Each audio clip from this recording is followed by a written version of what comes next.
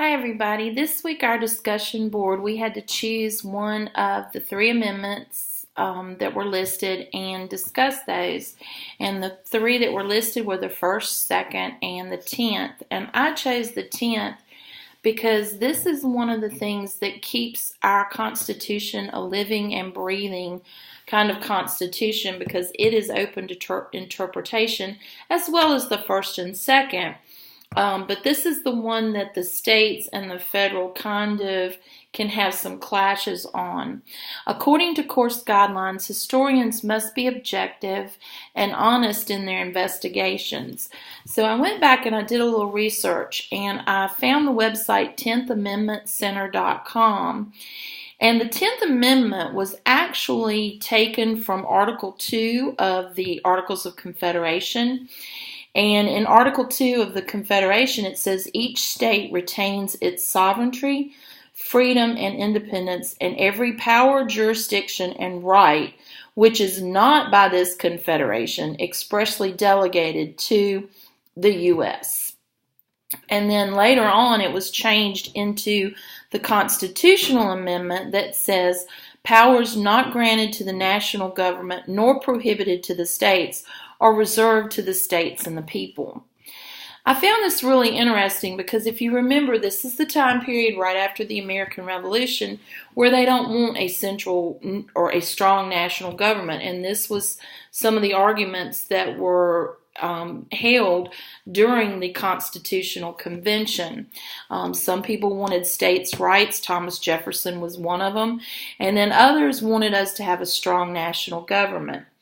The reason I found this interesting is because when I was looking up some of the things about this, I found an article in the New Hampshire Business Review by Republican Sherman Packard. And he said that until the mid-19th century, the 10th Amendment was often cited by state governments to prevent federal regulation of everything from taxation to interstate commerce. Two examples are the No Child Left Behind educational law of 2002 and the Real ID Act of 2005 that established a national identification card through driver's license. And this caught my attention because being a teacher in Virginia, of course, we always deal with No Child Left Behind. Now, Virginia has the standards of learning, which Virginia agreed to do versus the No Child Left Behind and Common Core.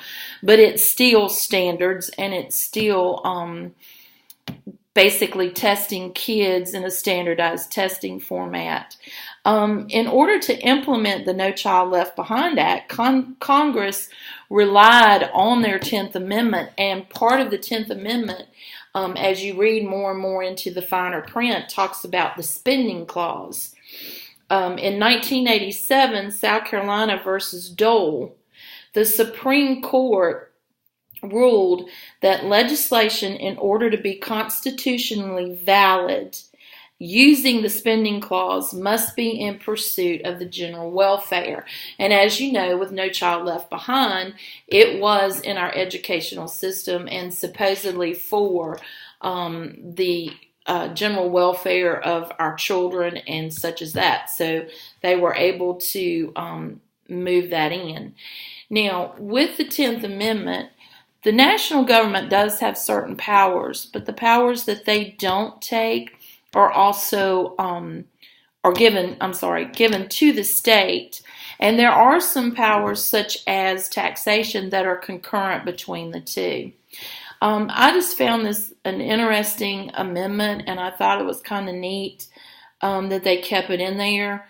And that because of this, we are able to have state governments along with the national governments as well.